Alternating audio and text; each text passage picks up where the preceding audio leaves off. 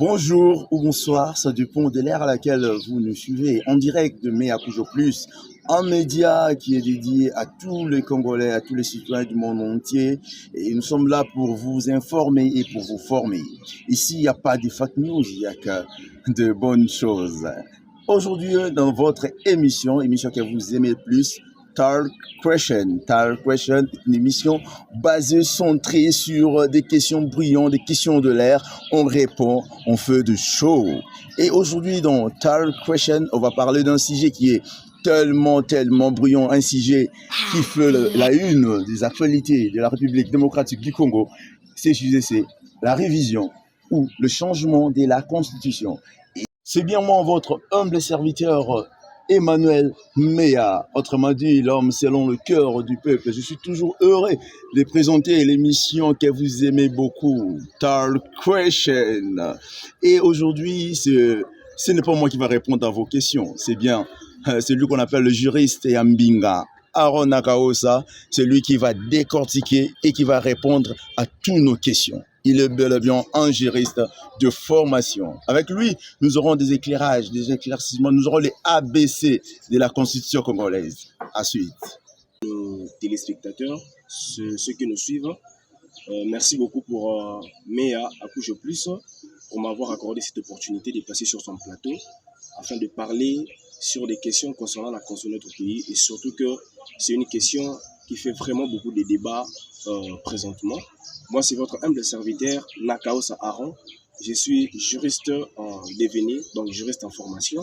Je suis sur ce plateau afin de parler et débattre sur des questions de la Constitution. Bon, en fait, la question déjà sur la quintessence de la Constitution dans une nation, c'est une question primordiale que tout le monde qui est dans la Constitution, donc disons tout citoyen, tout fils majeur d'un pays, doit le savoir que la Constitution est importante.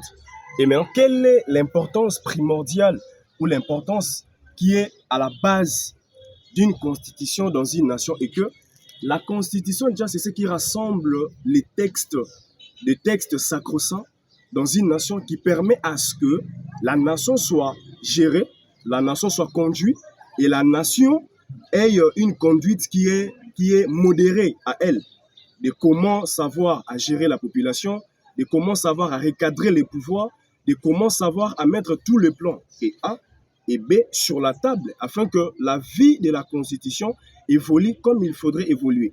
Donc, si on doit être bref concernant cette question, et que l'importance de la Constitution dans une nation, c'est pour éviter des désordres, d'éviter des dérapages des gouvernants ainsi que des gouvernés. Parce que si une Constitution n'est pas munie de la Constitution, là, on vivra dans la jungle. Or que le temps de vivre dans la jungle est déjà passé.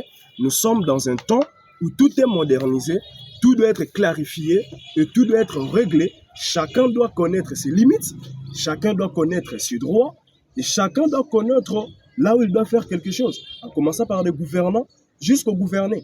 Donc tout cela sera mis en clair que si la Constitution est dans une nation et la nation est en train de respecter ses textes propres que lui-même a à légiférer. Voilà. Concernant l'aperçu général de notre Constitution de 2006 telle qu'elle est modifiée en 2011, l'aperçu général, si je dois être bref, pour dire que déjà, comme on entend déjà son titre, que c'est la Constitution de la RDC. Parce que plusieurs docteurs, plusieurs doctrinaires pensent que non, cette Constitution a été élaborée entre les mains étrangères. Moi, je dirais que c'est faux.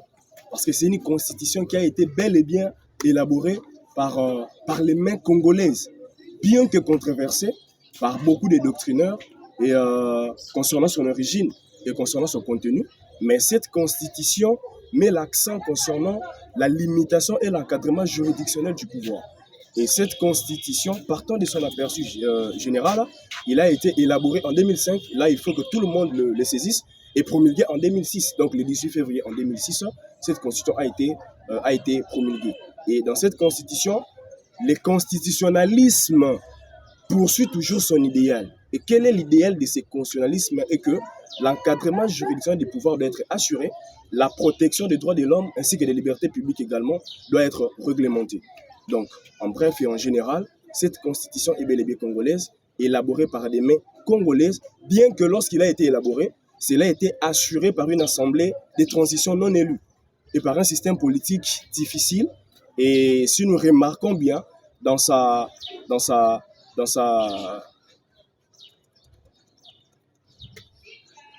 remontée, bien que dans son exécution, nous voyons que les agissements des gouvernants ainsi que des gouvernés risquent de réduire le but initial de ce texte qui est la Constitution.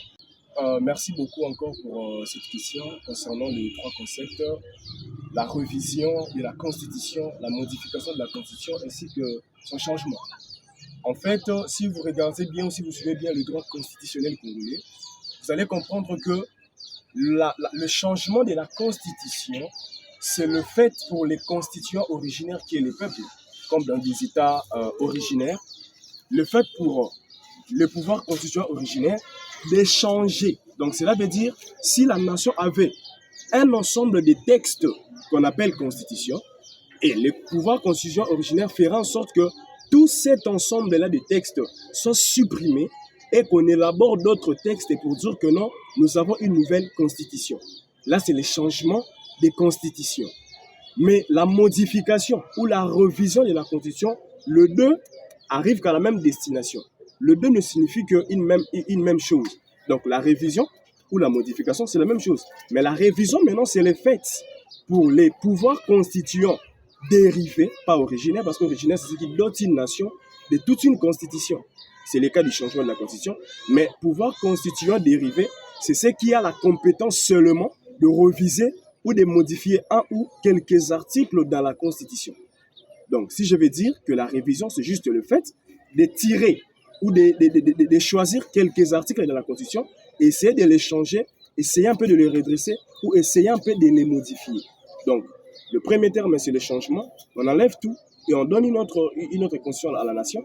Et les deux autres concepts reviennent au même sens qui est la révision ou la modification de certains articles de la Constitution. Donc, si vous remarquez bien, vous verrez que à la Deuxième République, avec notre fait, le maréchal Mobutu, le Congo, l'ex-Zaïre, avait une constitution propre à elle qui a été élaborée sous la Deuxième République. Et lorsque nous sommes arrivés maintenant à la Quatrième République, celui de notre président honoraire, Joseph Kabila Kabange, le pays a été doté d'une nouvelle constitution. Donc, si vous voyez, vous comparez la constitution de 2006 et celle de la Deuxième République, les deux ne font pas la même chose. Donc, celle de la Deuxième République était une autre chose et celle de 2006 était aussi une autre chose. Donc là, c'est ce qu'on appelle le changement de la Constitution. Mais maintenant, la révision de la Constitution ou la modification de la Constitution, vous allez voir que c'est l'exemple, la chose qui s'est faite en 2011. Donc, toujours sous l'autorité de la 4e République avec Joseph Kabila, nous avions notre Constitution de 2006, mais arrivé en 2011, on a jugé bon, les gouvernants, ils ont jugé bon de modifier ou de retoucher quelques articles de la même Constitution. Là, on n'a pas changé de Constitution, mais on a juste révisé certains articles de la Constitution. C'est ce qu'on appelle la révision de la Constitution. Bon, concernant la question de savoir s'il y a des organes qui ont été habilités de changer ou de réviser la Constitution, je dirais oui, partiellement, mais aussi non, aussi partiellement, parce que si vous lisez l'article 219 de la même Constitution, donc la Constitution du 12 février, vous allez voir que non, la Constitution donne ou énumère tous les organes qui sont habilités non à changer la Constitution, ni le réviser, mais à initier la proposition. On a commencé par les présidents de la République, l'Assemblée nationale, le Sénat, tout consort, et sont des organes, les seuls organes au moins desquels la proposition de révision pouvait sortir. Mais lors du changement ou de la révision, il faudrait qu'il y ait les conseils des ministres, il y ait les conseils de l'Assemblée nationale pour qu'ils en débattent sur cette question. S'ils approuvent la proposition de l'un de ces organes, ça peut être le président de la République ou ça peut être l'Assemblée nationale ou le Sénat, là, ils se réunissent ensemble en congrès et ils auront maintenant l'habilité et l'accès de réviser la Constitution ou de changer la Constitution. Mais concernant la révision de la Constitution, L'article 220 de la Constitution en vigueur, donc de 2006, de 2006, a verrouillé certains des articles, entre autres concernant la forme de l'État, concernant ceci, concernant cela dans l'article 220. Donc il y a d'autres articles qui ne peuvent en aucun cas faire l'objet d'une quelconque révision constitutionnelle. Voilà. Bon, dire que, suivant les chefs de l'État, mes respects au commandant suprême, dire que cette constitution de 18 février est l'émanation des étrangers, en tout cas, partant de nos analyses et partant de nos avis, nous dirons c'est pas vrai, partant du propos du président de la République, parce que bien qu'il y ait eu des observateurs internationaux plutôt, qui ont été présents lors de l'élaboration de cette constitution, mais aucun étranger, donc celui qui est hors la RDC, qui n'a pas la nationalité congolaise, a eu à mettre un doigt concernant son idée pour élaborer cette constitution. Il n'y a pas eu des étrangers. Tous ceux qui étaient à Sun City discutaient concernant la nouvelle constitution de la RDC et tous ont été des Congolais. Ce sont des Congolais qui ont élaboré cette constitution. Et si vous lisez cette constitution dès l'article 1er jusqu'à son dernier alinéa de l'article, vous ne verrez nulle part là où on a eu à manifester ou à prouver par écrit que cette constitution a été élaborée par des étrangers. Et il n'y a aucun article qui a été légiféré en faveur des étrangers et en défaveur des Congolais. Ça n'existe pas. Or, si cela a été élaboré ou assuré par des étrangers, on devait quand même voir des preuves en écrit pour voir que ceci est l'avantage des étrangers, ceci est un des avantages des Congolais. Donc, en bref, pour nous, nous pensons que cette constitution est bel et bien l'œuvre et l'émanation du peuple congolais. Merci beaucoup concernant ma proposition. Je pense que depuis que le Congo a été Congo, il est passé par les Zaïre et puis il est redevenu Congo, on n'a jamais eu une si belle et puis vraie constitution pendant tous les années qu'on a eu à passer, depuis l'indépendance jusqu'à maintenant.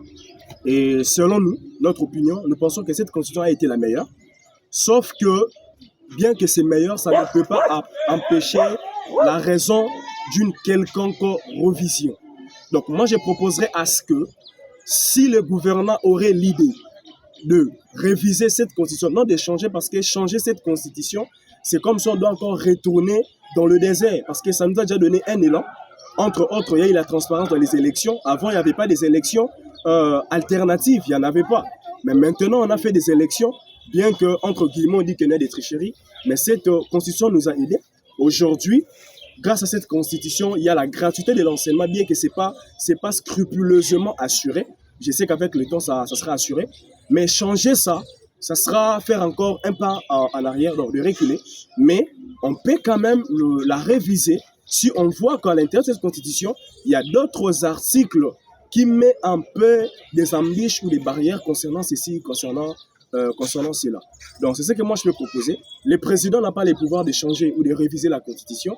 Le président a juste la compétence d'initier ou de proposer à l'Assemblée nationale et au Sénat de réviser la constitution. Si on doit réviser, il doit également, lui, le président qui est le commandant suprême ainsi que le gouvernement, d'avancer des raisons valables et des raisons qui sont fondées concernant leur idée de réviser la constitution. Voilà, c'est un peu ça notre proposition. Et concernant les internautes, tous ceux qui nous suivent, je pense que d'autres qui sont à Kinshasa, d'autres dans d'autres coins de la RDC, d'autres même sont ailleurs, je souhaiterais à ce que tout peuple congolais, que tu sois de la diaspora ou tu sois ici au Congo à l'intérieur, que nous nous réveillons, ce pays est pour nous tous. Tout ce qui se passe dans ces pays concerne tous les Congolais parce qu'il y a les sangs congolais qui coulent dans nos veines. Et déjà, je dirais adieu de secourir nos frères qui sont à l'Est concernant la guerre et puis les génocides. Mais nous pensons que si tous, de jeunes, nous nous lèvons, nous nous réveillons, on met quelque chose concernant notre politique, on essaie d'éveiller sur la politique, je pense que ceux qui viennent d'ailleurs, même les gouvernants, ne pourront pas déraper et manipuler les peuples congolais. Voilà. Et je profiterai encore de saluer. Je salue d'abord tous les peuples congolais. Je salue Meya Kujoplis parce que je suis sur son plateau. Je salue également certains de mes amis, mon entourage qui sont intellectuels. Je salue l'économiste Hiram Akukila.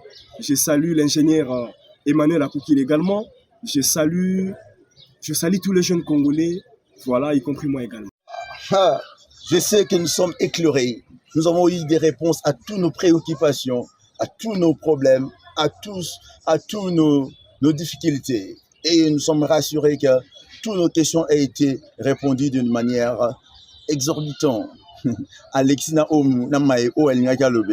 il a même dépassé ce qu'on appelle la science. C'est toujours ici dans votre émission Talk Question. Si vous voulez participer, si vous voulez prendre part comme l'a fait celui qu'on appelle comme ça, juriste de formation, Aaron Nakaosa, à répondre aux questions liées à la politique, liées au droit, liées à l'économie, à l'énergie renouvelable ou aux hydrocarbures. N'hésitez pas à nous contacter, nous sommes là. Votre plateau est là et vous allez répondre à tous nos préoccupations. C'est ça. Nous étions là avec notre sujet, la révision ou le changement de la Constitution avec celui qu'on appelle comme ça l'homme Yambinga. Aaron Nakaosa, il a répondu avec exorbitant. C'est comme ça, c'est nous, c'est l'ambiance. Et voilà, nous sommes à la fin. Je dis un grand merci à notre équipe, à notre réalisateur. On lui appelle comme ça Moui Jonathan. Maboko électrique, lui il fait bien son boulot. J'ai dit un grand merci à notre à notre chargé de finances. On l'appelle comme ça, ma lettre M. Ça va. Et je dis encore un grand merci à notre directeur de production, on l'appelle comme ça, Valdo. Hein? Je vous aime beaucoup. Je dis encore un grand merci à tous nos internautes, à tous ceux qui sont abonnés à nous. Je vous aime beaucoup. On vous donne prochain rendez-vous. On va parler de l'économie avec un économiste de formation, on l'appelle comme ça, Hiram Akukila. Avec lui, il va décortiquer l'économie. Je ne peux pas finir mon intervention sans pour autant dire un grand merci à ma famille, la famille Akukila. C'est lui qui me regarde trop là. Raël, je vous salue, je salue Plamedi, je salue Iguette, je salue tous les habitants de l'avenue Nzundu numéro 9. Je vous aime beaucoup. À la prochaine numéro.